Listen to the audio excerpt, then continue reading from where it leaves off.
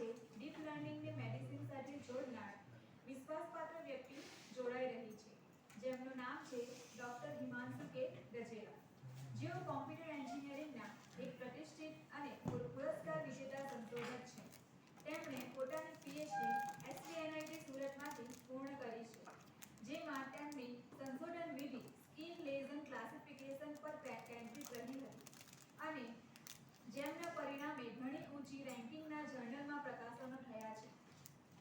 તેઓ હાલમાં પીડીઈયુ ગાંધીનગર ખાતે આસિસ્ટન્ટ પ્રોફેસર તરીકે સેવા આપે છે અને deep learning, machine learning, computer vision, medical imaging અને પેટર્ન રેકોગ્નિશન જેવા એરિયાઝમાં નિષ્ણાત છે. ડોક્ટર ગજેરા 13 થી વધુ ઉચ્ચ સ્તરીય જર્નલ અને કોન્ફરન્સ પેપર્સના લેખક છે. તેમણે યુકે ગ્લેસગોમાં તેમની રિસર્ચ રજૂ કરવા માટે CSIR ટ્રાવેલ ગ્રાન્ટ પણ પ્રાપ્ત કર્યો છે. તેમને ચારુસેટ યુનિવર્સિટી દ્વારા ગોલ્ડ મેડલ આપવામાં આવ્યો છે. તેઓ IEEE, EMBS અને IET ઇમેજ પ્રોસેસિંગ સહિત અનેક પ્રતિષ્ઠિત જર્નલના એક્ટિવ રિવ્યુઅર તરીકે જોડાયેલા છે. ડોક્ટર ગજેરાનો ધ્યેય એકેડેમિયા અને ઇન્ડસ્ટ્રી વચ્ચેના અંતરને દૂર કરીને ડીપ લર્નિંગને સમાજના મહત્વપૂર્ણ ક્ષેત્રો જેવા કે હેલ્થકેર, કૃષિ, ફાઇનાન્સ અને વોટરમાં અસરકારક રીતે લાગુ કરવાનો છે. હવે હું પ્રોફેસર વિકાસ પ્રજાપતિને વિનંતી કરું છું કે તેઓ ડોક્ટર હિમાંશુ ગજેરાનું પુષ્પ દ્વારા સ્વાગત કરે.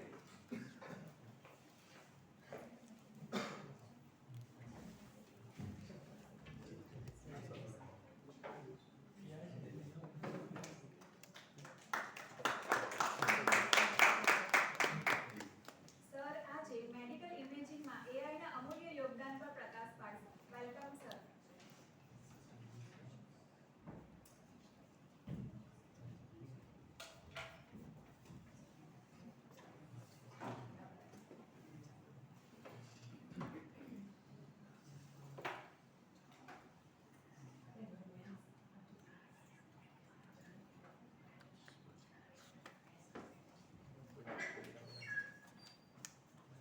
Thank you for brief introduction માટે. આજે થોડું ડિસ્કશન કરશું કે application of deep learning in medical imaging. Actually મારો ટોપિક એ છે અને હું છેલ્લા 5 વર્ષથી એમાં કામ કરું છું. અને વર્કશોપનો એમ બી એ છે કે ડેટા સાયન્સ એન્ડ એપ્લિકેશન્સ કઈ છે. તો થોડું બેઝિક બી જશું. તમારા કોઈ ક્વેશ્ચન હોય ઇન બિટવીન તો તમે મને પૂછી બી શકો છો, રાઈટ? આજની આઉટલાઇન રહેશે આપણી કે ઇમેજિંગ, ઇમેજ પ્રોસેસિંગ શું છે એ વિશે ડિસ્કસ કરશું. એના પછી ન્યુરલ નેટવર્ક વિશે થોડું ડિસ્કશન કરશું અને પછી એક બી કેસ સ્ટડી છે જે મેં પ્રેઝન્ટ કરી છે એના વિશે થોડું આપણે ડિસ્કશન કરશું.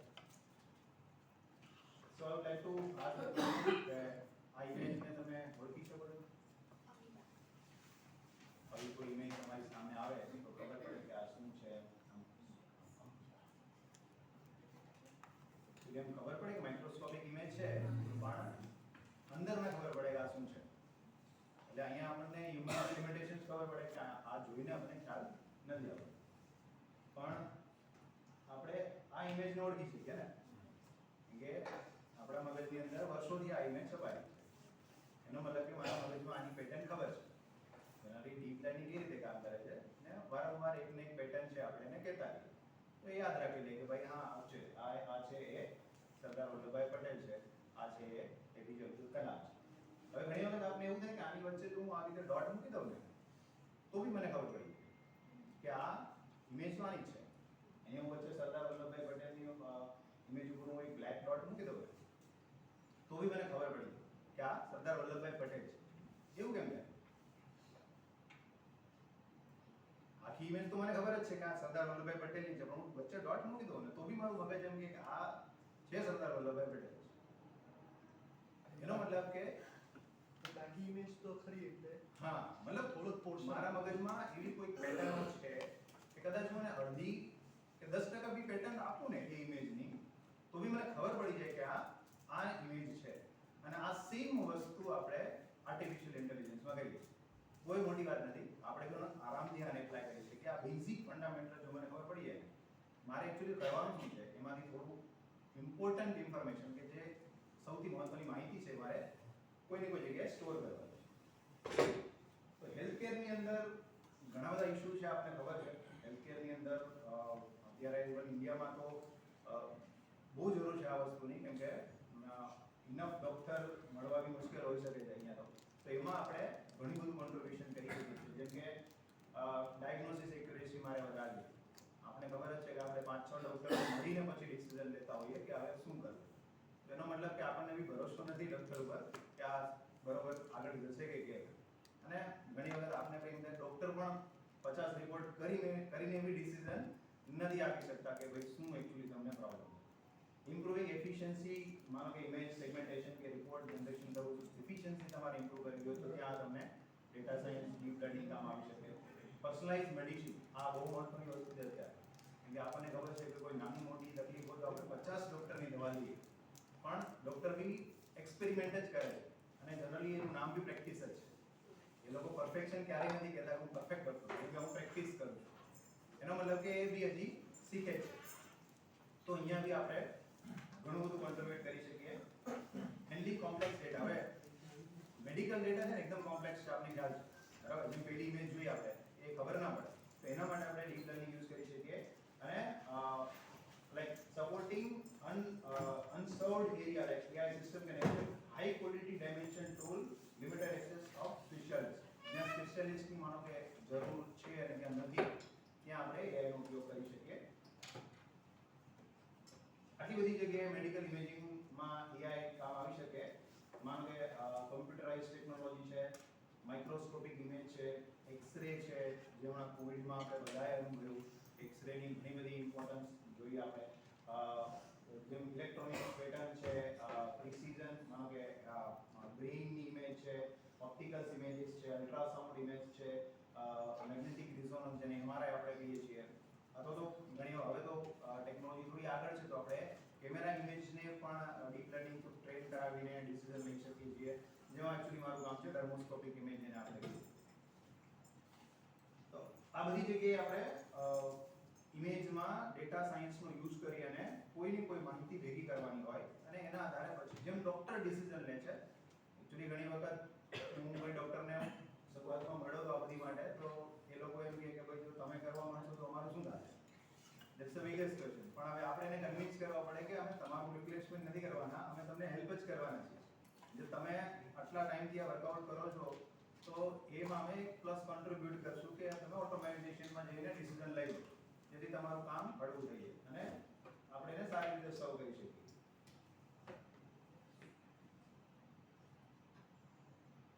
જેમ કે આ બધી સેમ્પલ ઇમેજીસ છે, જો તમે એમાં જુઓ તો ખ્યાલ આવે કે એક બ્રેઇન ઇમેજીસ છે, વચ્ચે એક આંખની રેટિના છે, આ બાજુ છે તો અમુક પેલી DNA વાળી સેમ્પલ્સની ઇમેજ છે, અહીંયા ચેસ્ટની એક્સરે છે, વચ્ચેની જે છે સ્કિન વાળી ઇમેજ છે. જનરલી આમાં જોઈએ તો આપણને ખબર ન પડે કે શું તકલીફ છે બરાબર. હવે એ તો સ્પેશિયલાઇઝેશનનું જ કામ છે, ડોક્ટરનું જ કામ છે કે અહીંયા જોઈને એને ખબર પડે. હવે એમાં બી ઘણી બધી લિમિટેશન્સ છે. ડોક્ટર્સ છે 15, 20, 25 વર્ષના અનુભવ પછી જોઈને કહી શકે કે ભાઈ આવું કંઈક છે.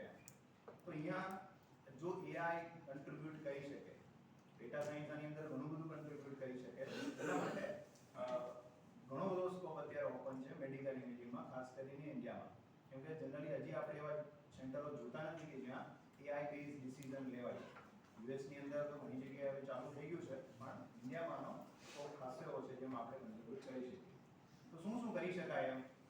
તો કે ક્લાસિફિકેશન કરી શકાય, મતલબ કયો રોગ છે કરી શકાય, ઓબ્જેક્ટ અથવા લેશન ડિટેક્શન કરી શકાય, કઈ જગ્યાએ પ્રોબ્લેમ છે એ આપણે ઓળખી શકીએ, સેગમેન્ટેશન કરી શકાય કે ભાઈ આ એરિયામાં મને પ્રોબ્લેમ્સ લાગે છે, એ જગ્યાએ આપણે વર્કઆઉટ કરી શકીએ, સ્પેશિયલ અલાઇનમેન્ટ રજિસ્ટ્રેશન્સ કરી શકીએ કે ભાઈ આ આમ હતું પહેલા અને આમ થઈ ગયું છે તો અહીંયા આમ હોવું જોઈએ એવું આપણે કરી શકીએ, અને કન્ટેન્ટ બેઝ ઇમેજ રિટ્રીવલ, અને એનાથી પણ ઘણી જગ્યાએ આગળ કરી શકીએ કે ભાઈ મેડિસિન્સમાં આપણે આગળ વધી શકીએ જ્યાં આપણે ડેટા સાયન્સ અથવા તો AI નો યુઝ કરી શકીએ.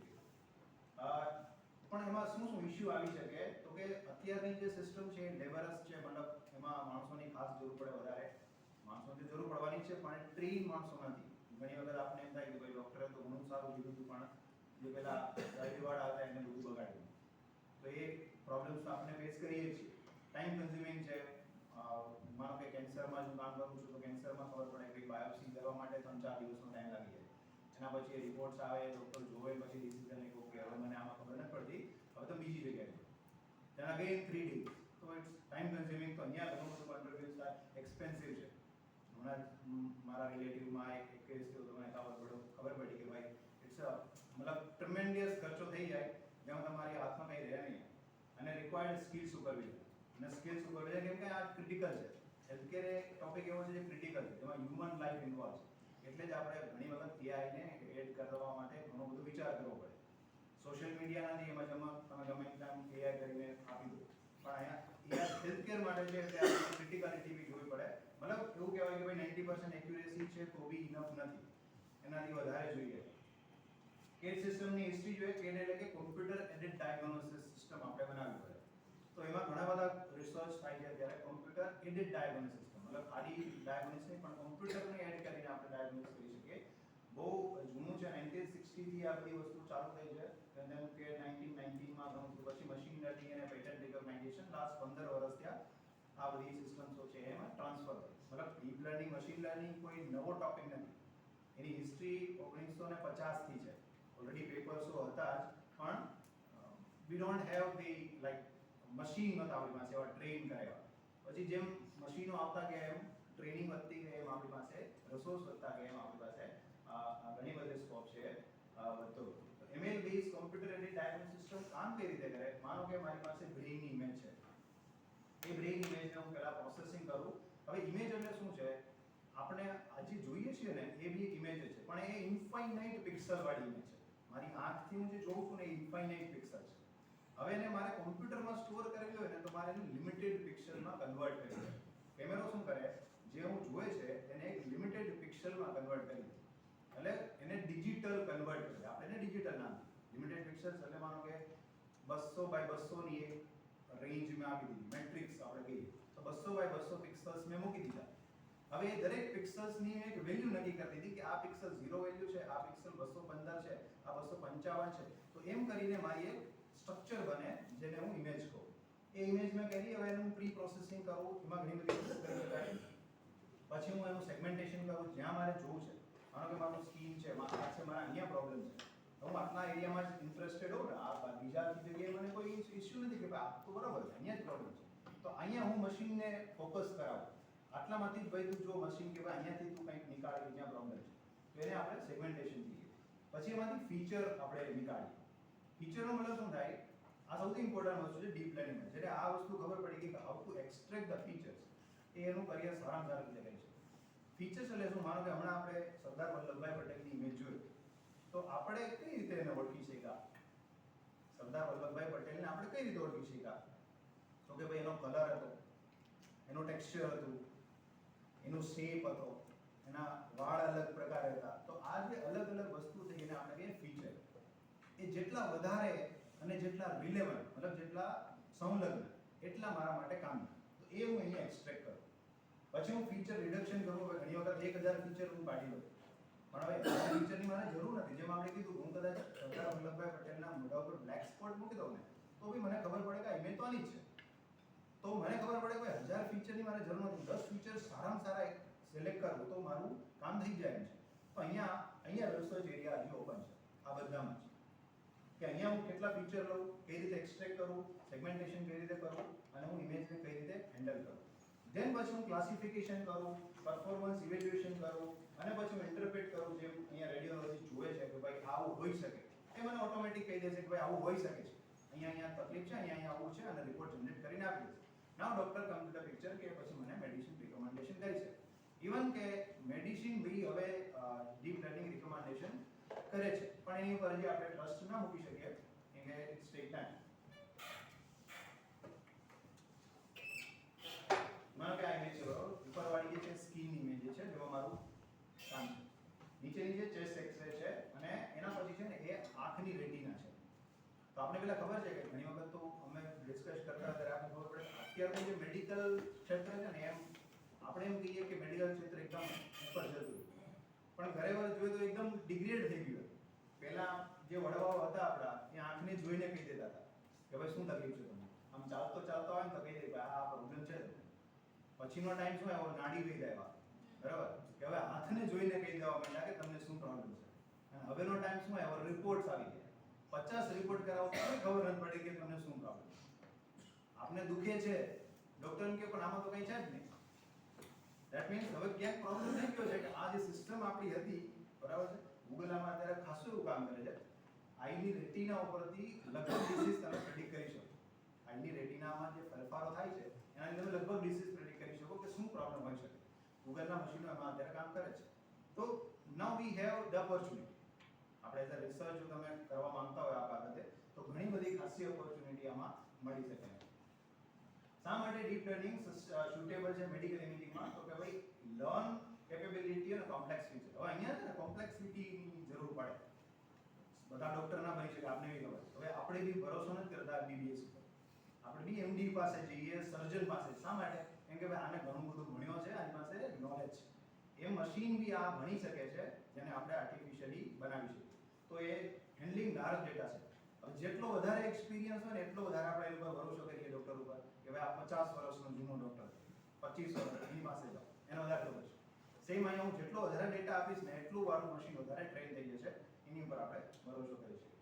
Next, accuracy and generalisation. ઘણા બધા મોડલ્સ છે જે તમને સારામાં સારી એક્યુરેસી આપી શકે છે અમુક ડેટા ઉપર તો જે આપણે યુઝ કરી શકીએ અત્યારે. અને કી ટાસ્ક જે classification, segmentation, detection and reconstruction, આ બધી જ જગ્યાએ મેડિકલ ઇમેજિંગમાં ખાસું એવું કામ આપણે કરી શકીએ છીએ. Integrated with other data. હવે ખાલી એવું નથી, જો ઘણી વખત પહેલા આપણે ડોક્ટર પાસે જઈએ ને તો એ આપણે કહે તમે પહેલા એમઆરઆઈ કરી આવો, એક્સરે કરી આવો. આપણે કરી ગયા ને પછી એમ પૂછે તમે વરસ કેટલા, તમે ખાવામાં શું શું ખાવ છો, ઉઠો છો ક્યારે, સુવો છો ક્યારે. આ બધી એક્સ્ટ્રા ઇન્ફોર્મેશન થઈ જે સ્ટ્રોંગ કરે છે તમારા ડિસીઝ ને કે ભાઈ આને કારણે પ્રોબ્લેમ હોઈ શકે, જે આપણે મેટા ડેટા તરીકે ઓળખીએ. જે હું એને એક્સ્ટ્રા આપું તો મારું ક્લેરિફિકેશન વધી જાય અને મારું કામ છે પ્રોપરલી થઈ શકે. અને કન્ટિન્યુઅસ લર્નિંગ. કન્ટિન્યુઅસ લર્નિંગનું માનો કે આજે મારી પાસે 200 ઇમેજ છે કોઈ રોગની, પછી કાલ સવારે મારી પાસે 100 વધારે આવી તો 200 પ્લસ 100 કરીને 300 કરીને પાછું ટ્રેન કરું તો વધારે મારું નોલેજ છે વધી જાય છે. એટલા માટે અત્યારે આપણી પાસે ઘણો બધો સ્કોપ છે જેમાં આપણે આ રીતે કરી શકીએ છીએ. Right? Eliminate conventional steps of machine learning. જો તમે મશીન લર્નિંગ જાણતા હશો તો એમાં અને ડીપ લર્નિંગમાં ફરક શું છે? મશીન લર્નિંગમાં આપણે મેં કીધું ને કે આપણે ફીચર એક્સટ્રેક્શન બાજુ ધ્યાન દેવું પડે. હું કેટલી સારામાં સારી માહિતી ન્યુમેરિકલ ફોર્મ, હવે ડિજિટલ છે તો ન્યુમેરિકલ ફોર્મ આવવાનું ને, કેમ કે આ મશીનને તો ડિજિટ્સ ખબર પડે, એને વાક્ય ખબર નથી પડતી આ શું છે, એને ડિજિટમાં કન્વર્ટ કરવું. તો હું કેટલી માહિતી એક્સટ્રેક્ટ કરી શકું છું એ ઇમ્પોર્ટન્ટ. તો મશીન લર્નિંગમાં મારે મેન્યુઅલ એક્સટ્રેક્ટ કરવું પડે, ડીપ લર્નિંગ ઓટોમેટિક કરી દે. આટલો ફરક છે. એટલે without need of feature engineering હું કામ કરી શકું. એટલે અહીંયા ઘણો પ્રોબ્લેમ્સ આવી શકે. એટલે અહીંયા આપણી પાસે સ્કોપ છે. એવું ઓટોમેટાઇઝેશન હું કરું છું પણ કઈ રીતે કયા ફીચર્સ હું એક્સટ્રેક્ટ કરું છું એમાં હું ઘણું રિસર્ચ કરી શકું. Compared of several layers of transform into data output while learning increasingly higher level features. આ થોડું ટેકનિકલ છે પણ જેમ માનો કે હું મારા મગજને હું પહેલી વખત કોઈ ઇમેજ જોઉં, બરાબર, આપણે છોકરાઓને કેમ શીખવાડતા હોઈએ, નાનો છોકરો હોય તો પહેલી વખત ગાય જોવે તો આપણે એને કહીએ કે આ ગાય છે, તો એ જોવે એક વખત કે હા આ ગાય છે, આનો કલર આવો છે, એક પૂંછડું છે, 4 પગ છે, આવું મોટું છે. બીજી વાર કેમ ત્યારે ભૂલી ગયો, એને યાદ ન કે આ ગાય છે, પાછું આપણે એને કહીએ આ ગાય છે, પછી જોવે. એવું એને 5, 10, 50 વાર રિપીટ કરે પછી એને ખબર પડી. પછી એને જર્સી ક્યાંય દેખાડો ને તો બી એને ખબર પડી જાય કે આ જર્સી, આ ગાય છે પણ જર્સી. એનો મતલબ શું થયો કે એક જ પ્રકારની પેટર્નથી જો મને ટ્રેન કરવામાં આવે તો પછી હું અનનોન સેમ્પલ આપીશ ને, મતલબ મને ખબર જ નથી એવું બી આપીશ તો એ ઓળખી જશે. That's exactly done in the deep learning. એવું સેમ ડીપ લર્નિંગમાં આપણે કરી શકીએ. એટલે અહીંયા મેઇન ઇમેજમાં મારું કામ છે. એટલે હું ઇમેજની વાત કરું તો કન્વોલ્યુશન ન્યુરલ નેટવર્ક અને વિઝન ટ્રાન્સફર મારા આ બે મોડેલ છે જે ઇમેજમાં સારી રીતે કામ કરે છે. કોમન આર્કિટેક્ચર પ્રિન્સિપલ શું હોય છે કન્વોલ્યુશન ન્યુરલ નેટવર્કના? ફંડામેન્ટ ડીપ લર્નિંગની વાત કરીએ તો ડીપ લર્નિંગમાં કેટલી વસ્તુ ધ્યાન રાખવી પડે મારે. જે મારા મગજને કોઈ ટ્રેન કરવું છે, વારંવાર ટ્રેન કરવું છે, એના કોઈ પેરામીટર તો હશે ને.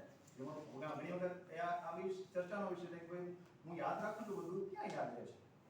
અને આપણા જ જેવા હ્યુમનો છે એ વેદ ઉપનિષદો યાદ રાખી લે છે અને આપણા જ જેવા હ્યુમનો છે જે કંઈ યાદ નથી રાખી શકતા. તો there is a huge difference. Brain તો બેયનું સેમ જ છે, પણ અહીંયા ક્યાં ફરક આવે છે તો કે પેરામીટર્સ ને લેયર્સ કેટલા રાખવા, કઈ રીતે રાખવા, એક્ટિવેશન ફંક્શન્સ, લોસ ફંક્શન્સ કઈ રીતે રાખવા, ઓપ્ટિમાઇઝેશન ટેકનિક્સ કઈ યુઝ કરવી, અને બીજા હાઇપર પેરામીટર્સ જેને મારે લેવા પડે. અહીંયા બી રિસર્ચનો ખાસો એવો સ્કોપ છે, કેમ કે અત્યારે આનું ઓટોમાઇઝેશન નથી, મારે આને ચૂઝ કરવા પડે, ભણવું પડે કે કયા કયા પેરામીટર્સ મારે લેવાના છે. અહીંયા બી ખાસો એવો સ્કોપ છે કે હું લેયર સાઇઝ નક્કી કરું, મેગ્નીટ્યુડ નક્કી કરું, હું regularisation method, drop out, activation functions, loss functions આ બધું નક્કી કરી શકું. અહીંયા હું રિસર્ચ કરી શકું.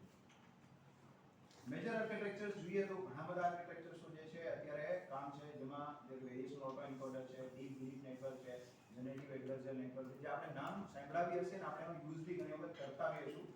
કન્વોલ્યુશન ન્યુરલ નેટવર્કમાં CNN છે, કન્વોલ્વનેટ છે, વિઝન ઇમેજ એનાલિસિસ છે, રિકરન્ટ ન્યુરલ નેટવર્કની અંદર સિક્વન્શિયલ ડેટા લાઈક ઓડિયો અને ટેક્સ્ટ ડેટા જેવા આપણી પાસે માહિતી અલગ અલગ પ્રકારની છે. જો આપણું મગજ કેટલું જબરજસ્ત છે, આપણે અંદર ઇનપુટ ક્યાંથી આવે છે? એક તો હું જોઉં એટલે મને ઇનપુટ આવે, બરાબર. બીજું આપણી પાસે ઇનપુટ ક્યાંથી આવે? આપણે જરા થોડું લાઈવ કરીએ. આપણે કઈ પ્રકારનો ઇનપુટ લઈએ? એક સાંભળવાથી મને મતલબ ટેક્સ્ટ છે, મતલબ ઓડિયો ડેટા આવ્યો.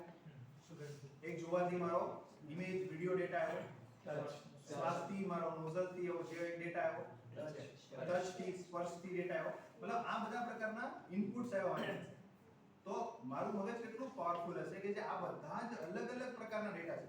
જો વિડિયો ડેટા અલગ છે, ટેક્સ્ટ ડેટા અલગ છે, સ્પર્શ ડેટા અલગ છે, એની ક્વોન્ટિટી ને એની અંદરની જે પેલી કહેવાય એના જે ટેક્સચર છે બધું અલગ છે. એ બધું સેમ આપણે મોકલીએ છીએ દિમાગમાં, મગજમાં, અને એને પ્રોસેસ કરીને એક ડિસિઝન નક્કી થાય છે કે આ કરવું, બરાબર. તો એ રીતે અહીંયા બી આપણે આ બધા જ અત્યારે જે મલ્ટી મોડલ લર્નિંગ આવ્યું છે આ એનો જ ફેક્ટર છે. LLM જેને આપણે કહીએ લાર્જ લેંગ્વેજ મોડલ, જે બધા શું ટ્રાય કરે છે કે ભાઈ વેરિયસ ઇનપુટ મને આપી દો, બરાબર. હું એને ડિસાઈડ કરી અને નક્કી કરીશ કે હવે આમાં તમારે શું કરવું છે. જેનો આપણે જનરલી યુઝ કરીએ છીએ, ચેટ જીપીટી છે, ગૂગલ જેમિની છે, આ બધા LLM મોડલ્સ, જેમાં આપણે ઓડિયો બી નાખીએ તો બી ચાલે છે, ઇમેજ નાખીએ તો બી ચાલે છે, ટેક્સ્ટ નાખીએ તો બી ચાલે છે, વિડિયો નાખીએ તો બી ચાલે છે. એ બધા LLMs છે, એ મલ્ટી મોડલ લર્નિંગ છે, જેમાં recurrent neural network, convolution, unsupervised learning આ બધાનું મિક્સચર છે. અને વેરિયસ વિઝન ટ્રાન્સફોર્મર, જે ઇમેજમાં વિડિયોમાં સૌથી વધારે કામ અત્યારે આનું છે વિઝન ટ્રાન્સફોર્મરનું, જેમાં સેલ્ફ અટેન્શન મોડલ જેમાં હું અત્યારે કામ કરું છું. અને એમાં એપ્લિકેશન તો છે medical report generation, image captioning, એની અંદર એનું કામ વધારે થાય.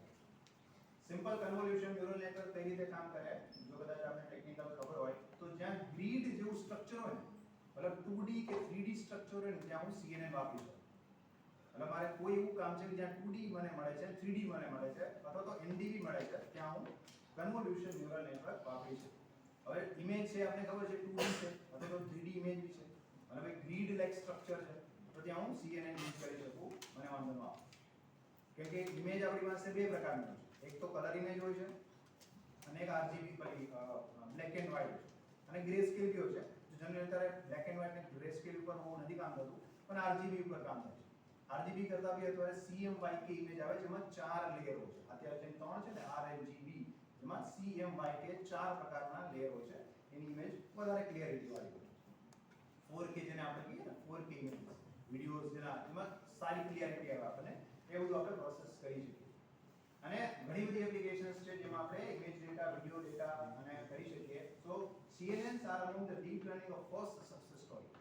CNN નું જ્યારે સક્સેસ સ્ટોરી આવી, પહેલું પેપર આવ્યું માર્કેટમાં, અને કીધું કે લોકો આવી રીતે થઈ શકે છે. પહેલું પેપર આવ્યું ડિજિટ રિકોગ્નાઇઝેશન વાળું 0 to 9, બરાબર. ઘણા ટાઈમ પહેલા આવી ગયું 0 to 9 કે ભાઈ ઓટોમેટિક 0 to 9 મને ખબર પડી હું ત્યાંથી ડીપ લર્નિંગની સ્ટોરી 10 વર્ષની અંદર ખાસો એવો ગ્રોથ એને કરી દીધો કે આ રીતે કામ થઈ શકે. અને પછી વેરિયસ એપ્લિકેશન્સમાં લોકો એનો યુઝ કરવા માંડ્યા. કેમ કે કામ તો આપણે એ કરાવવાનું હતું ને, કાં તો ક્લાસિફિકેશન કરાવવું, કાં તો ડિસિઝન લેવડાવવું, કાં તો સેગમેન્ટેશન કરાવવું, બધા જ આ વસ્તુ કામ થઈ શકે.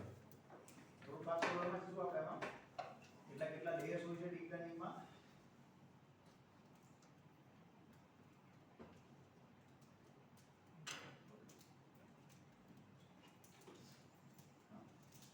પાંચ લેયર મોસ્ટલી હોય છે, તમે એને બનાવવા માંગતા હોય તો.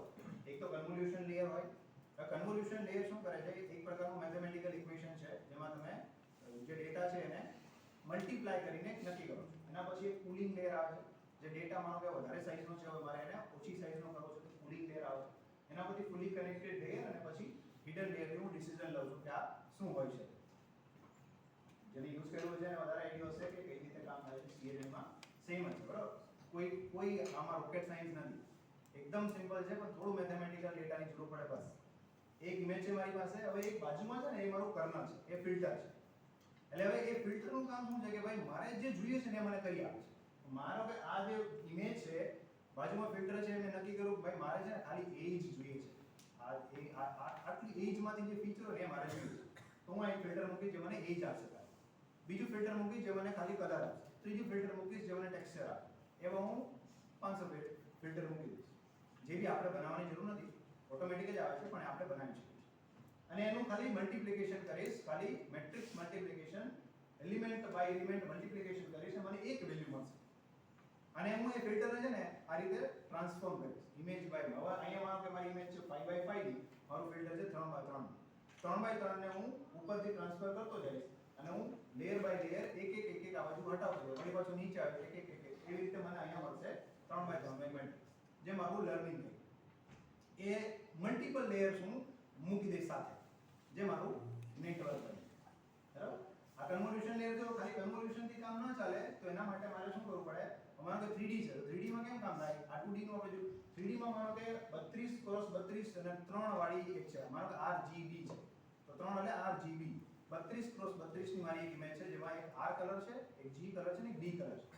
હવે હું સેમ પાછું મારે ફિલ્ટર મૂકવું પડે ને, બરાબર? હવે તો 5x5x3 નું એક ફિલ્ટર મૂકીશ જે મને કોઈ એક ફીચર આપશે, ટેક્સચર આપશે, કલર આપશે, XYZ મને ખબર નથી કોઈ ફીચર જેવી આપે હું એક બનાવીને મૂકી દઈશ. એ મને એક વેલ્યુ આપે છે આવી રીતે. એટલે હું માનો કે 10 ફીચર મૂકું તો 10 લેયર મને મળી ગયા. તો પહેલું લેયર મને ટેક્સચર આપે છે, બીજું કલર આપે છે, ત્રીજું મને શેપ આપે છે, ચોથું બોર્ડર આપે છે, આ વળાંક આપે છે. એવું અલગ અલગ હું મૂકી દઈશ. જે મારો એક ડેટા બની જશે જે હું લર્નિંગમાં વાપરીશ. બરાબર. એટલે એ રીતે આ રીતે ફીચર્સ મેપ મારા બનતા જશે આગળ. પછી હું જે ફિલ્ટર છે હવે કયા ફિલ્ટર મૂકી શકું, right? Applying different filters on various operation like edge detection હું કરી શકું. જેના માટે મારો કે આઇડેન્ટિટી મેટ્રિક્સ છે તો મને આ રીતની એક ઇમેજ મળશે. અમારો ઓરિજિનલ ઇમેજ છે તો હું એજ જોઈતી હોય મારે તો એજ ઘણી હોય, સીધી એજ હોય, વર્ટિકલ એજ હોય, ત્રાસી એજ હોય. તેના માટેના મારા અલગ અલગ ફિલ્ટર છે. પછી મારે શાર્પન કરવું છે. આપણે ખબર છે શાર્પન થોડું કરીએ તો બી મારે એક ફિલ્ટર છે. બસ બ્લર કરવું છે, બોક્સ જોઈએ તો આ રીતનો એક મારો બ્લર થઈ જાય છે. ગોસિયન છે. આ બધા અલગ અલગ ફિલ્ટરો મારી પાસે અવેલેબલ છે જે હું યુઝ કરી શકું છું CNN. આ બધી જગ્યાએ રિસર્ચ ઓપોર્ચ્યુનિટી છે. હું મારો કે મારું ખુદનું એક ફિલ્ટર ડિઝાઇન કરીને આરામથી એક સારી રીતે કામ કરી શકું કોઈ સ્પેસિફિક એપ્લિકેશન કે જ્યાં અહીંયા મારા માનો કે કોઈ એવી ઇમેજ એપ્લિકેશન છે મારા જેમાં મને એજ ઉપર જ વધારે ફોકસ કરવું પડે તો હું મારું એજ ફિલ્ટર બનાવીને સારામાં સારું કામ કરી શકું જેમાં તમારું આરામથી ક્રિએટિવિટી થઈ જાય. આટલા કામમાં કેમ કે એની અત્યારે ખાસી જરૂરિયાત છે. નો વન વર્ક ઓન ધીસ. ખાલી અત્યારે જે કામ થાય છે શું થાય છે? એપ્લિકેશન છે, મોડેલ અવેલેબલ છે, એને કમ્બાઈન કરીને કામ કરે છે. પણ એ કામ એટલું ઇમ્પોર્ટન્ટ નથી જે રેગ્યુલર થાય છે. જનરલી યુઝર્સ છે આપણે બધા. પણ આમાં જો તમે એક બી ટોપિક પસંદ કરી લો તો આરામથી તમારું PhD નીકળી જાય. આ એ રીતના બધા મારા કન્વોલ્યુશન લેયર આ રીતે ફિલ્ટર પ્રોસેસ થાય જે રીતે આપણે બતાવી દીધે. પછી જે માનો કે પેડિંગ, ઘણી વખત મારી ઇમેજ છે ને એ પરફેક્ટ ન હોય ને, બધી ઇમેજ નથી પરફેક્ટ હોય, બરાબર? ઉપરના લેયર્સમાં પ્રોબ્લેમ્સ હોઈ શકે તો મારે એને પેડિંગ કરવી પડે કેમ કે મારે ઇમેજને પરફેક્શનમાં કામ કરવું પડે. કેમ કે અહીંયા એક બી પિક્સલ્સ ઉપર નીચે હોય તો એ કેમ કે તો મશીન છે, એટલું ઇન્ટેલિજન્ટ થોડું છે કે અહીંયા તમે ના કરો તો ચાલી જાય. તો એના માટે મારે 0 0 ના એક લેયર મૂકવા પડે ઇમેજને પરફેક્ટ સાઈઝ મૂકવા માટે, જેને આપણે પેડિંગ કહીએ. નોન લિનિયરિટી જનરલી અત્યારે જોઈએ ને આપણે તો મારી પાસે બે પ્રકારના પ્રોબ્લેમ્સ હોય.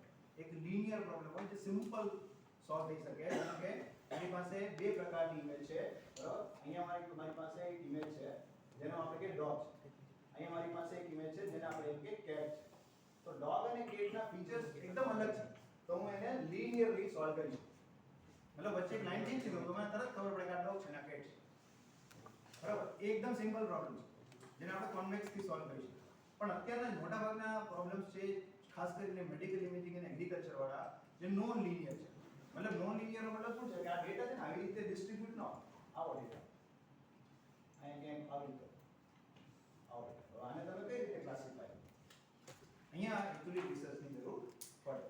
તો અહીંયા ઘણા એક્ટિવેશન ફંક્શન છે જેમાંનું એક એક્ટિવેશન ફંક્શન છે રેલુ, જે ખૂબ પોપ્યુલર છે આના માટે, જે નોન લિનિયરિટીને એડ્રેસ કરે છે. અહીંયા બી તમે એક પોતાનું એક્ટિવેશન ફંક્શન બનાવીને કામ કરી શકો, જેમાં બી તમારું પીએચડી હાઇપરપેરામીટર્સ, જે લેયર્સો નક્કી કરવાના છે, મારે કેટલા લેયર છે હજી બી અનનોન જ છે. હું 5 લેયરનું નેટવર્ક બનાવું કે 10 લેયરનું બનાવું કે 50 લેયરનું બનાવું, મને જસ્ટિફિકેશન નથી ખબર કે આ 5 લેયરનું શા કામ બનાવ્યું કોઈને, 10 લેયરનું શું કામે બનાવ્યું. તો અહીંયા બી તમારું કામ ઘણું બધું હોઈ શકે. ફિલ્ટર સાઇઝ 3x3 નું ફિલ્ટર વાપરું, 5x5 નું વાપરું, 7x7 નું વાપરું, 11x11 નું વાપરું કે 6x6 નું વાપરું. It is again question. અહીંયા બી રિસર્ચની ઓપોર્ચ્યુનિટી છે કે આ કઈ રીતે નક્કી કરવું. ફિલ્ટર કાઉન્ટ કેટલા રાખવા, 32 રાખવા કે 1000 રાખવા કે 5000 રાખવા કે 10 જ માં ચાલી જશે. Again there is a research opportunity. Stride નો મતલબ જે આપણે શિફ્ટ થતા હતા ને, એક શિફ્ટ થવું કે બે શિફ્ટ થવું. હું જે નક્કી કરું કન્વોલ્યુશન નું જે મેથેમેટિક્સ કરું, હવે એક શિફ્ટ થવું, બે શિફ્ટ થવું કે ત્રણ શિફ્ટ થવું, એ નક્કી કરવું એ બી એક રિસર્ચ ટોપિક હોઈ શકે. પેડિંગ 0 મૂકવું કે ન મૂકવું કે 2 મૂકવા કે કેટલા મૂકવા, એ બી એક ટોપિક હોય. આ જે કન્વોલ્યુશન છે. નેક્સ્ટ આવશે પુલિંગ લેયર. હવે પુલિંગ લેયરમાં શું છે, હવે કન્વોલ્યુશન લેયર થી મારી પાસે એક વેલ્યુ તો આવી ગઈ બરાબર, પણ જનરલી આપણે જોઈએ કે ઇમેજમાં હું શું ગોતતો હોય, ઇમેજમાં જ્યાં ડાર્ક સ્પોટ હોય, મતલબ જ્યાં વધારે વેલ્યુ હોય પિક્સેલની, એમાં મારું કામ વધારે જાય, કેમ કે ત્યાં જ કોઈ ઇન્ફોર્મેશન હોય ને. હવે જ્યાં આ કોઈ ઇમેજ છે મારી પાસે, જ્યાં એકદમ વ્હાઈટ છે અને એકદમ બ્લેક છે, તો ત્યાં મને કઈ ખબર નથી પડતી કે બ્લેક છે અને વ્હાઈટ છે, પણ જ્યાં કલર કોમ્બિનેશન છે ત્યાં મારું કામ વધારે હોય. તો હું એને કઈ રીતે આગળ વધારી શકું કે ભાઈ મારે આગળ જે જવાનું છે ને, જે ડિસિઝન બાજુ, હવે મારે એ જ આગળ લઈ જવું છે કે જેમાં વેલ્યુ વધારે છે. તેના માટે પુલિંગ કામ આવે. મારો 1520 વેલ્યુ છે તો મારે ખાલી 5 ને જ આગળ લઈ જવી છે, 120 ભૂલી જાવ, એનું કંઈ કામ નથી, આગળ મારે જવું જ નથી એના માટે. તો અહીંથી 5 આવશે, અહીંથી 9 આવશે, અહીંથી 8 આવશે, અહીંથી 6, એમ કરીને મારું લેયર આગળ છે. આ જો પુલિંગ લેયર, જેમાં 3 પુલિંગ છે, મેક્સ, એવરેજ અને સમ પુલિંગ. મીન પુલિંગ બી હોય છે, પણ મીન પુલિંગ છે જનરલી એપ્લિકેશનમાં કામ હોતું નથી. મેક્સ, એવરેજ અથવા સમ પુલિંગ એમાં કામ આવે છે. ફુલી કનેક્ટેડ લેયર, આ બધું થઈ ગયું, કન્વોલ્યુશન લેયર આવી ગયું, પછી આવ્યું આપણું પુલિંગ લેયર. હવે કન્વોલ્યુશન પુલિંગ કરી મેં એક લેયર બનાવી દીધું મોટું, નેટવર્ક બનાવ્યું. હવે નેટવર્કમાંથી મારી પાસે એક ફીચર સેટ આવ્યો, જે આપણે શરૂઆતમાં નક્કી કર્યું હતું, આવા ફીચર મારે કાઢવા છે, કલર, ટેક્સચર, આ તે બધું. આપણે એને ડિસાઈડ તો કરવું ને મારે કે આમાંથી આ જે ટેક્સચર આવ્યા, આ ફીચર નીકળ્યા, એમાંથી આ ઇમેજ છે સરદાર પટેલની છે, આ ઇમેજ છે એપીજે અબ્દુલ કલામની છે. એના માટે મારે જોઈએ ફુલી કનેક્ટેડ લેયર. એ ફુલી કનેક્ટેડ લેયર આ રીતે ટ્રેન થશે. ફુલી કનેક્ટેડ લેયર જ્યાંથી હું પહેલા મારા ફીચર નીકાળેલા છે ને એ હું અહીંયા આપીશ, અને આમાંથી મારું ટ્રેનિંગ નીકળશે, એમાંથી લર્ન કરશે, અને એક્ઝેક્ટલી એક 4 ક્લાસિફાય છે, તેમાંથી એક ક્લાસિફાયરમાં વધારે વેલ્યુ આવશે. એકચ્યુઅલી આ પ્રોબેબિલિટી છે, બીજું કંઈ નથી. તમે જો પ્રોબેબિલિટી ખબર હોય તો it's a very simple probabilistic approach. દરેકમાં વેલ્યુ તો આવશે, પણ એકમાં વધારે વેલ્યુ આવશે, બરાબર. ટોટલ એનો 100% થઈ જશે, પણ જેમાં વધારે વેલ્યુ છે તો નક્કી કરું કે આ આવું બધું લર્ન કર્યું, આમાં વધારે જાય છે, તો સરદાર વલ્લભભાઈ પટેલની ઇમેજ બાજુ આ ખેંચાય છે, તો એની ઇમેજ હોઈ શકે. પ્રોબેબિલિટી, બરાબર. એક્ઝેક્ટ તો કોઈ ના કહી શકે, પણ પ્રોબેબિલિટી. કમ્પ્લીટ CNN આર્કિટેક્ચર આપણે જોયું તો આ રીતનું છે. જે આપણે જોયું CNN ReLU pooling, CNN ReLU pooling, CNN ReLU pooling ની એક લેયર બનાવી દઉં, અને પછી હું ફુલી કનેક્ટેડ લેયર આપું, જેમાં અમારું જ કામ છે કે સ્કિન કેન્સર એનાલિસિસ. તો હું આ રીતે એક લેયર બનાવીને મારું એક નેટવર્ક પ્રપોઝ કરી શકું, પણ એના બધાના જસ્ટિફિકેશન જોઈએ કે શા માટે 5 લેયર મૂક્યા, શા માટે રેલુ યુઝ કર્યું, શા માટે મેક્સ પુલિંગ જ કર્યું, શા માટે એવરેજ ના કર્યું, અને શા માટે આ કર્યું. ઘણા બધા CNN આર્કિટેક્ચર જે અવેલેબલ છે, જેમાં બી તમે કામ કરી શકો. પોપ્યુલર CNN આર્કિટેક્ચર જોઈએ તો આટલા બધા છે. 1998 માં લીનિયર 5 કરીને એક મોડેલ આવ્યું, જેનાથી ડીપ લર્નિંગમાં CNN નો ગ્રોથ છે ખાસો યુઝ થયો. રાઈટ, તો almost all CNN architecture depend on same design principle. આ જે બધા આપણે ડિસ્કસ કરશું બધા જ એક જ સર્કિટ ડિઝાઇનના પ્રિન્સિપલમાં ચાલે છે. CNN pooling ReLU, CNN pooling, CNN ReLU pooling, અને છેલ્લે ફુલી કનેક્ટ. આ એક જ ડિઝાઇનમાં ચાલે છે. હવે આપણે એ નક્કી કરવું પડે હું કઈ એપ્લિકેશન સોલ્વ કરું, હું કયો એરિયા સોલ્વ કરું, જેમાં ડોમેઇન એક્સપર્ટની જરૂર પડે. જેમાં હું ડિસ્કસ કરું કે મેડિકલમાં જાઓ, એગ્રીકલ્ચરમાં જાઓ, ફાઇનાન્સમાં જાઓ, કોઈ પણ જગ્યાએ આવી રીતનું કામ થતું હોય તો આ બધા મોડેલ ચાલે. Modern structures are explore new and creative ways of CNN. હવે CNN માં ઘણું બધું એડ બી થાય, right. learning more effective. Such architectures are rich, extract features important છે સૌથી વધારે. હવે હું એવું એક મોડેલ બનાવી દઉં જેમાં મને પરફેક્ટ ફીચર મળે, ઓછા ફીચર મળે, મારે GPU ઓછું વાપરવું પડે, તો તમારું કામ થઈ ગયું. જેની એકચ્યુઅલ માર્કેટમાં જરૂર છે. કેમ કે લોકો પાસે એટલો બધો પૈસા નથી કે જે પોતાના મેડિકલમાં એક મોટું GPU રાખી શકે 20 લાખનું. એની પાસે તો લાખ રૂપિયાનું કોમ્પ્યુટર જ છે. તો તમે જો કોઈ મશીન બનાવો જે લાખ રૂપિયાના કોમ્પ્યુટરમાં બી ચાલે પરફેક્ટ રીતે, તો તમારું કામ સરસ છે, તમારું કામ થાય છે. ઘણા બધા પોપ્યુલર આર્કિટેક્ચર છે, કદાચ તમને ખબર બી હશે આમાંથી. લીનેટ 1998 થી ચાલુ થયું હતું, પછી એલેક્સનેટ આવ્યું. એલેક્સનેટ પરથી ખાસું એવું CNN નો ગ્રોથ આવ્યો, જે મેડિકલ ઇમેજિંગ અથવા તો કોઈ પણ ઇમેજિંગ સોલ્યુશનમાં એનું કામ સૌથી વધારે જે 2012 માં પેપર હતું. VGG આવ્યું, એમાં ઘણા બધા વેરિએશન આવ્યા, 16, 19 ને બે ફેમસ છે. ગૂગલ નેટ આવ્યું, ResNet, DenseNet, mobile net, efficient net, convect net અને અત્યારે ઘણા બધા આવા નેટવર્કો છે. પણ આ બધા જે છે એ ખાસા પોપ્યુલર છે, જેના સાઇટેશન્સ જેનો યુઝ અત્યારે ઇન્ડસ્ટ્રીમાં બી લોકો કરે છે.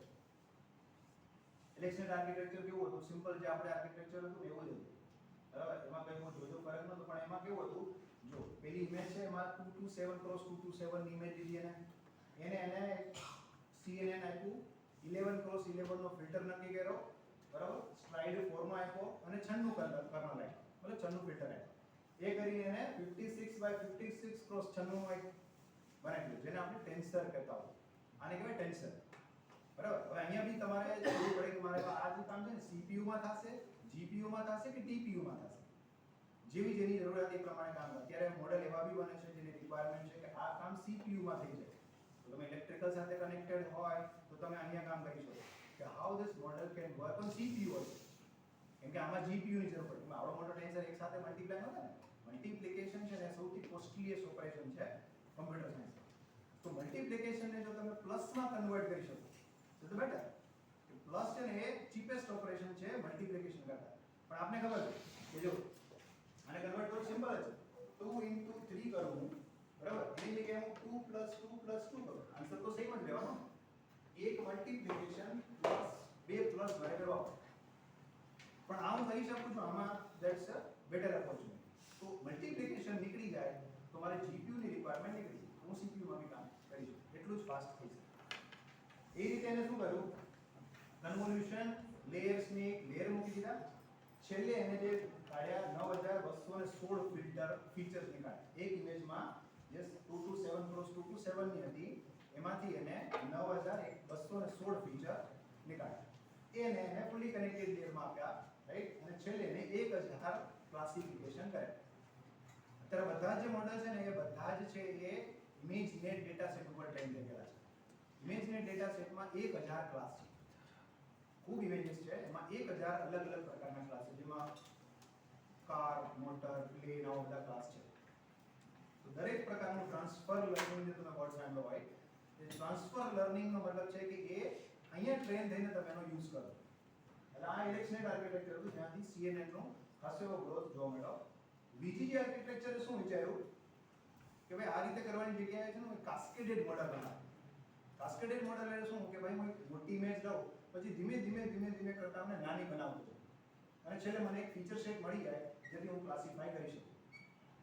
તો આ VGG મોડેલ હતું. 224x224x3 એક ઇમેજનો સેટ હતો. એ સાઈઝની ઇમેજ એને આપી અને એને એક કન્વોલ્યુશન લેયર મૂક્યું, પુલિંગ, પછી બે કન્વોલ્યુશન, એક પુલિંગ, પછી ચાર કન્વોલ્યુશન, એક પુલિંગ, પછી ચાર કન્વોલ્યુશન, એક પુલિંગ, પછી ચાર કન્વોલ્યુશન, એક પુલિંગ.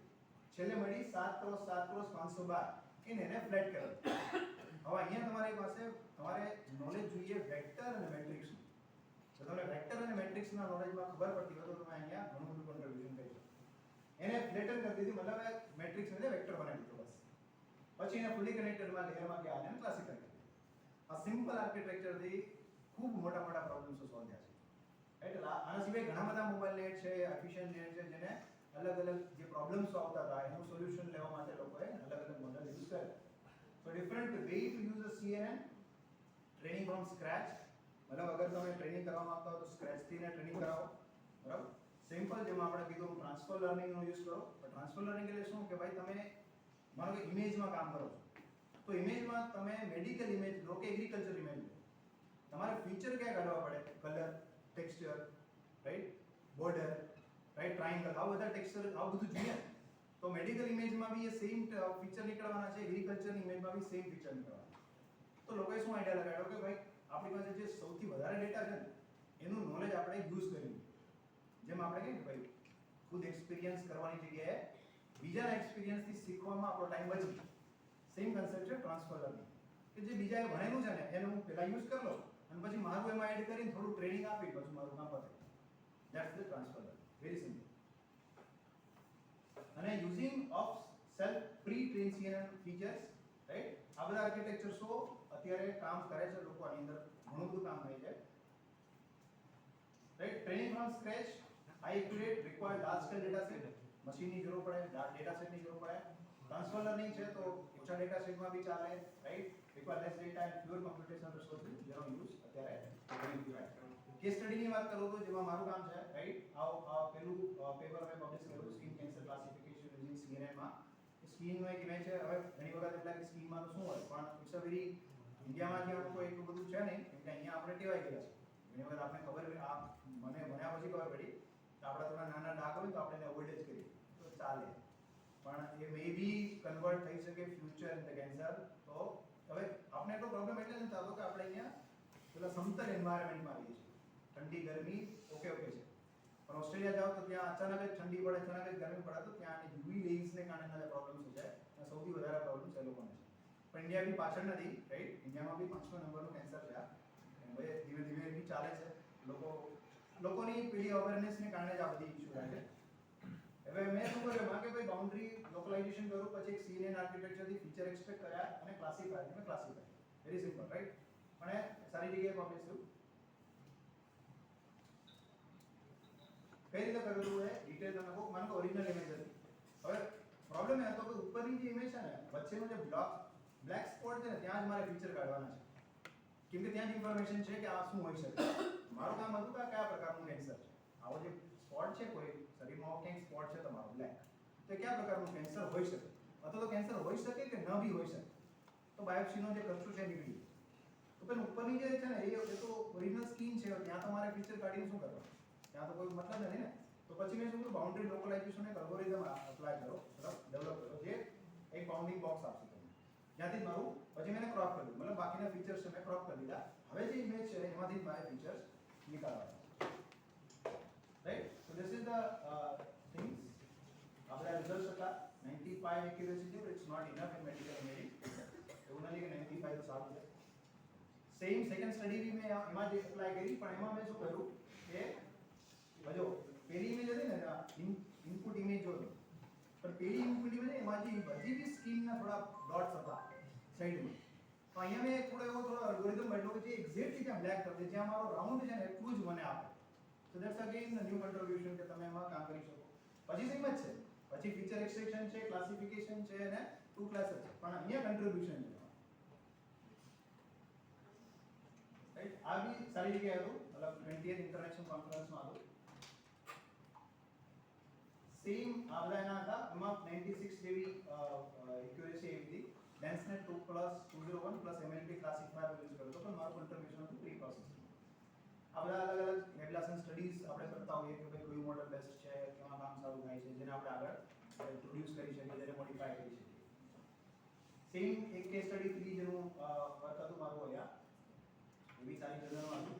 એમાં બી સેમ જ હતું, original data input, boundary localization, crop, પછી મેં એને નોર્મલાઇઝ કર્યું.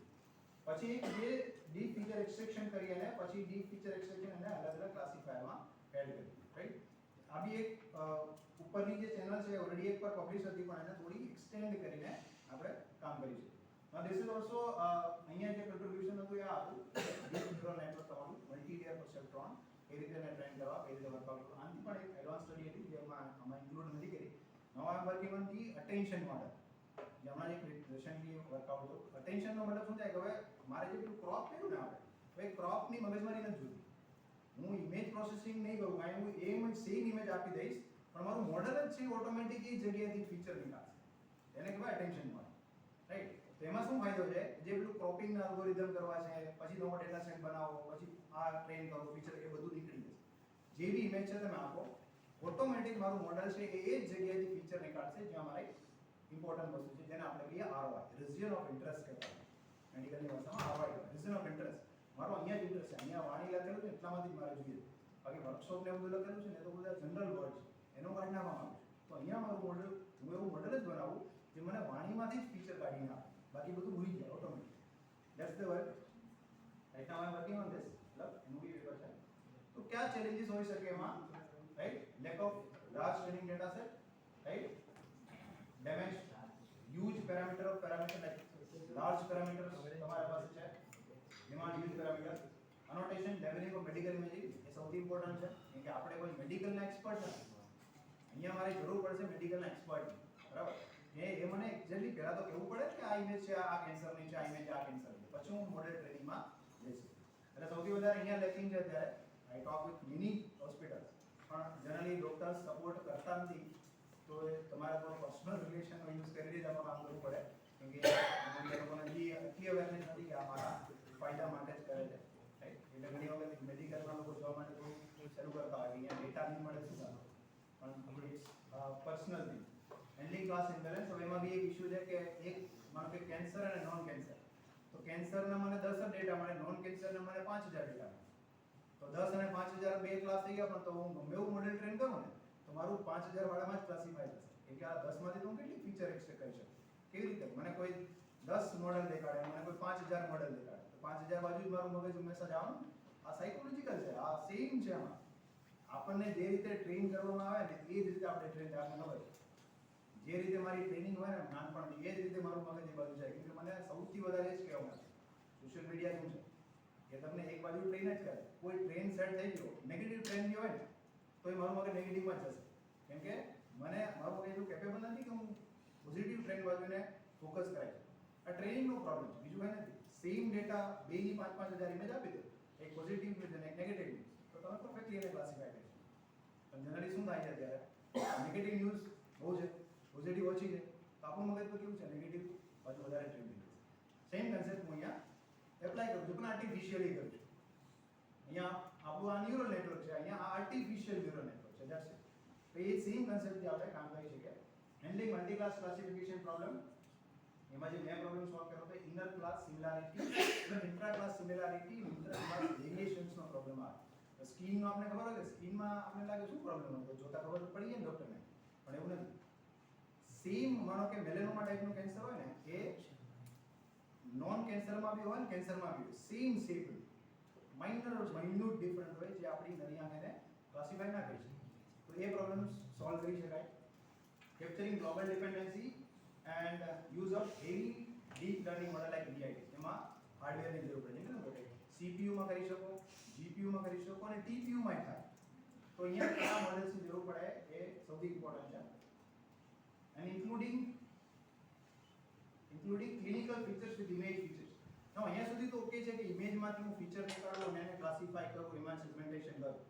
પણ હવે એને વધારે સ્ટ્રેન્થન તમારે કરવી હોય કે ભાઈ આ એકચ્યુઅલી આ છે ને, તો હું શું કરું, એને પેલો ડેટા એપ્લાય કરું કે ભાઈ આ મેલ છે કે ફિમેલ છે, આ કેટલી એજનો છે, આને બ્લડ પ્રેશર કેટલું છે, આને શુગર કેટલી છે. તો આ જે ડેટા હું એની સાથે આપું ને, જે મને કામ આવે એને એક્ઝેક્ટ ક્લાસિફાઈ કરવામાં. એટલે જો ડોક્ટર આપણી પાસે અલગ રોગ હોય ને તો બી 50 પ્રકારના રિપોર્ટ કરાવે, બરાબર? એનું કામ શું છે કે ભાઈ તમારો માથું દુખતું હોય તમને કે તમે બ્લડ રિપોર્ટ કરે, તો માથાને બ્લડને શું લેવા દેવા ભાઈ? પણ it is not like that. માથું દુખે છે તો એનું કારણ બ્લડ રિપોર્ટમાં બી હોઈ શકે છે, એટલા માટે ઘણી વખત આપણે 50 પ્રકારના રિપોર્ટ કરવાનું કહે છે. ધેટ્સ અ ટ્રેનિંગ એકચ્યુઅલી, કે એને ખબર પડે ભાઈ ક્યાં ક્યાં ઇશ્યુ છે. સેમ અહીંયા છે કે હું જો ફીચર ઇમેજની સાથે હું આવા મેટા ડેટા આપી દઉં તો મારું કામ વધારે ઇઝી થઈ શકે. These are some of the references મેં યુઝ કર્યા PPT માટે. So this is from my side, right? આટલું હતું, બેઝિક છે, રાઈટ? ઘણું બધું એડવાન્સ થઈ શકે છે આમાં, પણ it's a limitation of time. તો મેં કલાકના એરેન્જમેન્ટમાં રહું નથી કર્યું હતું. That's from my side. If you have any questions, કોઈ questions હોય તમારી માટે તો તમે પૂછી શકો છો. Even you have later on તમારી પાસે કોઈ questions હોય તો બી મને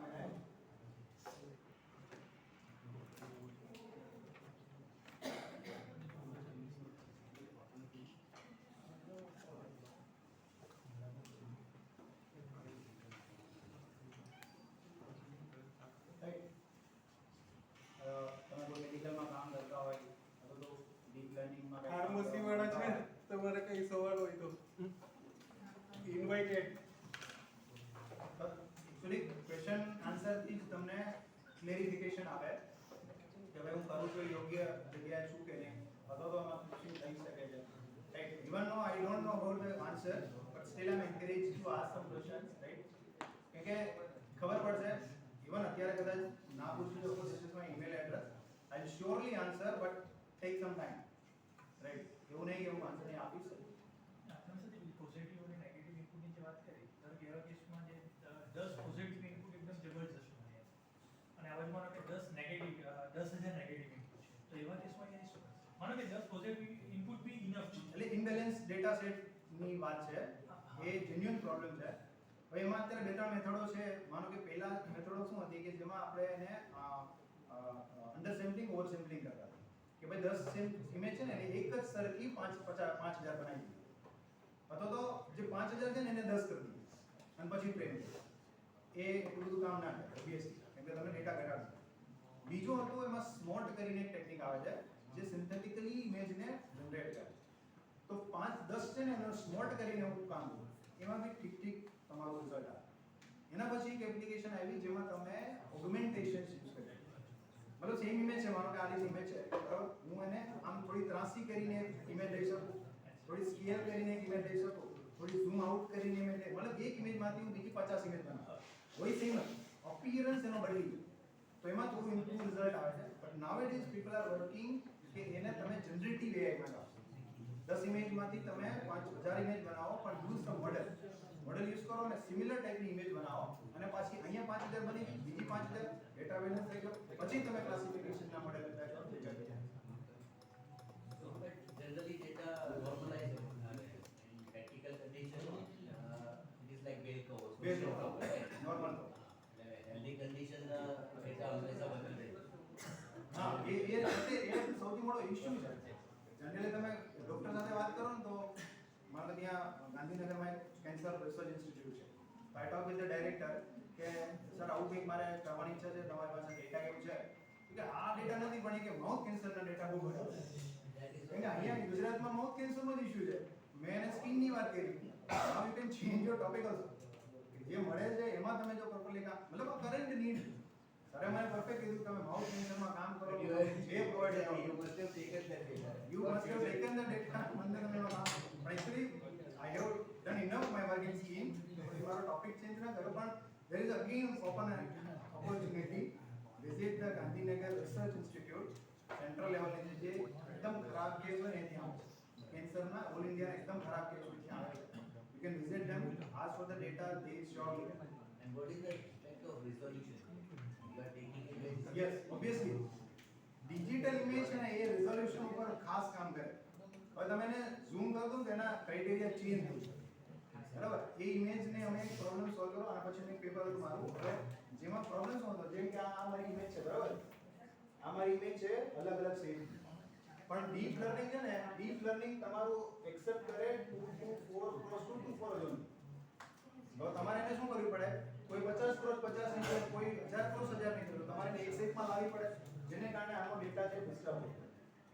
તો અમે અહીંયા શું સોલ્યુશન આપ્યું કે ભાઈ આ તમે એમ ના કરો, આને તમે 9 ટુકડામાં વહેંચો.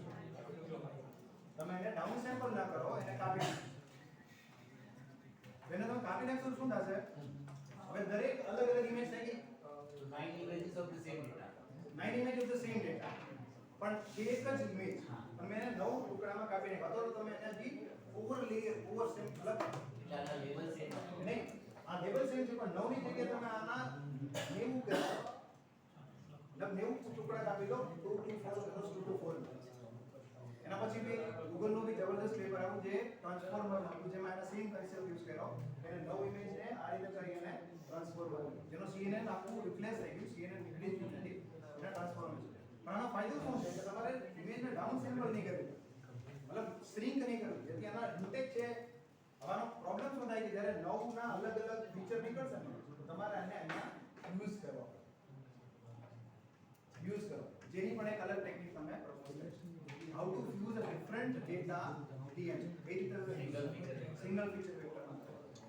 So that's a genuine problem. So એ બી મારું જેના માટે મને ગ્રાન્ટ મળી હતી એ આના માટે જ મળી હતી, right? I went to Glasgow, everything was fair by the government. કેમ કે આ કન્સેપ્ટ સિમ્પલ છે, બધાને ખબર પડે કે આવું હોય, પણ no one apply still at that time. અહીંયા એક સારું કોન્ટ્રીબ્યુશન થયું. They provide me with the Glasgow SNP. Everything is good. Very big contribution. Any other question? filter size is 3 by 3, 5 by 5, 7 by 7. ये odd number में ये question છે કે why we need to in a odd. Generally તમે જો બધું odd માં જ હોય છે, અથવા તો prime number હોય છે. એનું કોઈ reason છે કે શા માટે 3 cross 3 તો 5 cross 5 આપવા પડે. Generally 7 cross 7, 11 cross 11 શા માટે આપવા પડે? 2 cross 2 માં કેમ કરવાનું છે? That's again you have experimental studies. એનું બી તમે સારું contribution કરી શકો કે ભાઈ I have contribute with the this number of filters and this number of filters and look at the result. કે ભાઈ આ નહીં ચાલે. રિસર્ચ બે ડાયરેક્શનમાં હોય, નેગેટિવ રિસર્ચ બી હોય. ઘણી વખત આપણે ખૂબ ડરીએ નથી, પણ નેગેટિવ રિસર્ચ બી હોય, એ બી સારી જગ્યાએ પબ્લિશ થાય કે આ રસ્તો નહીં ચાલે ભાઈ, અહીંયા ના જતા, મેં ઓલરેડી કરી લીધું છે, અહીંયા તમે ન જતા, આપણે પબ્લિશ કરી દીધું, આ નથી ચાલતું. જેમ કે મીન માનો કે મારે મેક્સ ફૂલ કરવું છે, એ તો કોઈ મીન વાળું કરેલું છે. ભાઈ મીન નાની જે વેલ્યુ છે પિક્સલની એ નહીં ચાલે, તો જ ખબર પડે ને. નકર તો આપણે કોઈ એક્સપેરિમેન્ટ કરે કે ભાઈ આ મેક્સ લીધી જગ્યાએ હું મીન લઈને કરું, તો મને બી આઈડિયા હતો કે મેક્સ જ કરે તો પોતે મીન લઈને કરીએ. આઈ રીડ સમ પેપર કે ભાઈ મીન ન ચાલે, ભાઈ એમાં નાની વેલ્યુ આવે. અને આપણે જનરલી હાર્ડ જે છે હાઈ ડેટા છે એમાં જ ફોકસ કરતા હોય. આનો છે just again a good research. ठीक है, still you can ask any question, right? You can mail me, I will provide my number also. એક સવાલ હતો.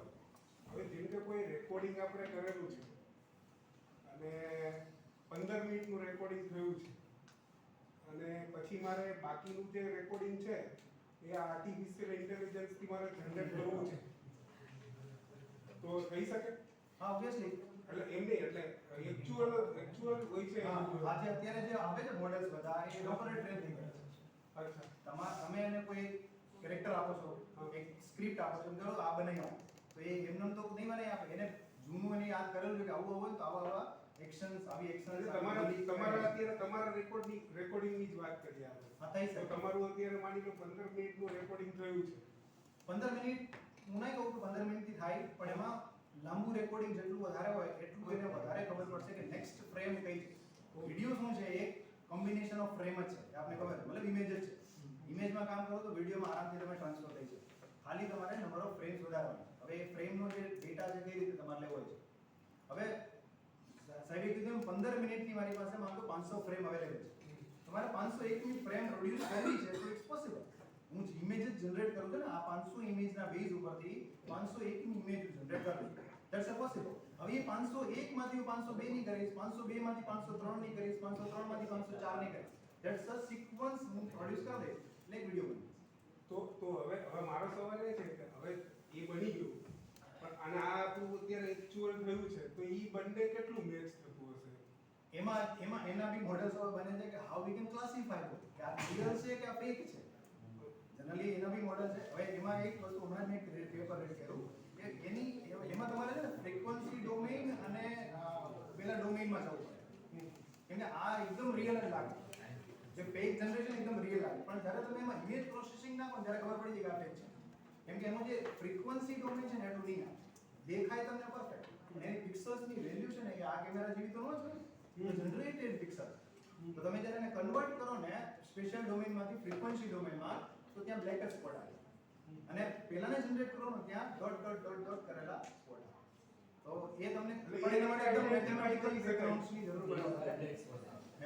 You to read a lot of thing. હવે તમારે જો આમાં કામ કરવું છે તો 100% સારી જર્નલ અને કોન્ફરન્સના પેપર વાંચવા પડે. કેમ કે હવે આમાં બહુ બધા લોકો કામ કરે છે, પણ મારા ધ્યાનમાંથી એવા જ કામ છે જે બધા યુઝર છે. ડેટા લીધા, મોડેલ લીધું, ટ્રેન કર્યું, રિઝલ્ટ આવ્યા, પેપર પબ્લિશ થયું. That's not the real result. Obviously, number માટે fine, but it's not a real research. In fact, full તમે research કરવા માંગતા હો, you have to do some mathematical equation. એક mathematical equation change કરો ને તો તમારું પેપર સારી જગ્યાએ પબ્લિશ થઈ જાય. હું આ recommend કરું કે તમારે જો જવું હોય તો CVPR, ICML, ICR જેવી કોન્ફરન્સના પેપર વાંચો, રાઈટ? મેડિકલમાં જવું હોય તો transactional medical imaging, computer in biology and medicine, right? BSPC, right? એવી બધી જર્નલના પેપર તમે વાંચો ને, ઓફકોર્સ મેથ્સ અવોઇડ કરી દેજો, કંઈ જ ખબર નહીં પડે એમાં, મેથ્સની જરૂર બી નથી. જ્યારે તમે એપ્લિકેશન લાવો ને ત્યારે તમારે મેથ્સની જરૂર છે. કેમ કે એમાં મેથ્સ એટલું બધું કોમ્પ્લેક્સ હશે ને તો અવોઇડ ધ મેથ્સ. મેથ્સની જરૂર નથી, કન્સેપ્ટ સમજો કે શું કરવું છે, ફિલ્ટર કેવા લીધા, કઈ રીતે લીધા, and do that, done.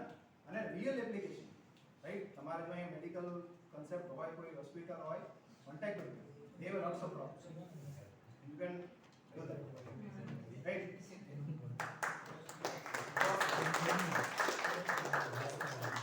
Well, thank you, Vidya sir, and SNBIT invite Mr. Vani program, right? And get ઘણી વખત આપણું ટ્રેન થઈ ગયેલું એ મગજ છે ને ઇંગ્લિશમાં જ. This is challenging actually. એટલે ઘણી વખત વર્ડિંગ મળે નહીં ગુજરાતીમાં કે આને શું explain કરતા. અમારો પહેલો એક્સપિરિયન્સ છે કે જે મેં ટેકનિકલ નોલેજ ગુજરાતીમાં સમજાવ્યું. That's a very good opportunity for me also. Right? Thank you very much. Thank you sir.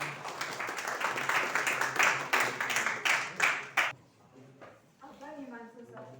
આપે બતાવ્યું કે ટેકનોલોજી જ્યારે માનવતાની સાથે મળે ત્યારે ચમત્કાર સર્જાય છે. હવે હું ડોક્ટર રવિ સિરપરા સાહેબને વિનંતી કરું કે તેઓ ડોક્ટર હિમાંશુ સાહેબને સ્મૃતિ ચિહ્ન અર્પણ કરે.